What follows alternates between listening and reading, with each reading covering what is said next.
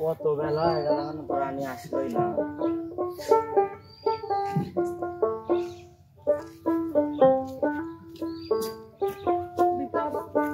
তুমি আইসাও? হ্যাঁ। আমি যে কখনো তো তোমার জন্য অপেক্ষা করতেছি, তুমি জানো। আর বলো না, হচ্ছে বাবা মা তো বাড়ি থেকে বের হতে দেয় না। কে কি হয়েছে? তুমি জানো না? না। আমার বাবা মার এক জায়গায় বিয়ে ঠিক করছে আমার। কি করলে রানী তুমি? সত্যি বলতেছি বিপ্লব। তাহলে আমার কি হবে রানী? আমি তো বাবা মাকে বলছিলাম কিন্তু তারা মেনে নিচ্ছে না, তাদের পছন্দ মতো ছেলে দেখছে।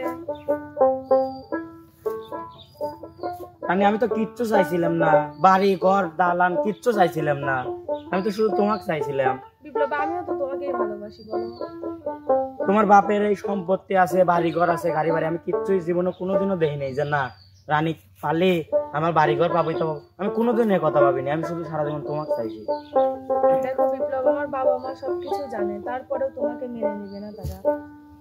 তোমাকে চাই, শুধু তোমাকে চাই, আর কিছু জীবনে পাইবা না পাই। তোমাকে চাই, শুধু তোমাকে চাই, আর কিছু জীবনে পাইবা না পাই।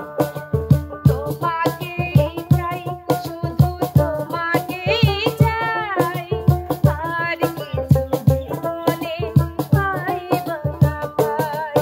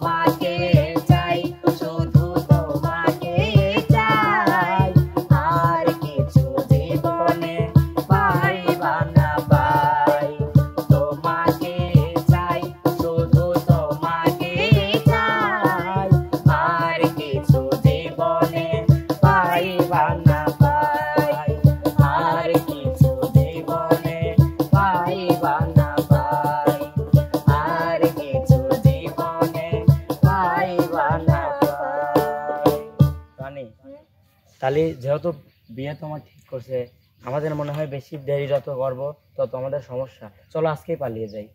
তাহলে বিপ্লব, আমি যেভাবে আছি, তুমি যেভাবে আছি এইভাবে আমরা চলে যাবো। হ্যাঁ অবশ্যই, চলো চলো।